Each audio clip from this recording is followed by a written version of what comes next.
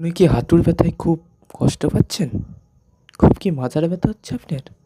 তাহলে আজকে আমার এই হলুদের টোটকাটি আপনার জন্য, শুধুমাত্র আপনার জন্য। হলুদের মধ্যে আছে কার্কিউমিন নামক একটি পদার্থ, যার ফলে হলুদ ব্যথা উপশমে খুব সাহায্য করে। আর হলুদের মধ্যে এমন কিছু গুণাগুণ রয়েছে যা আপনার ব্যথা কমাবেই। তাই চলুন জেনে নেওয়া যাক হলুদের সেই উপকারী কিছু গুণ।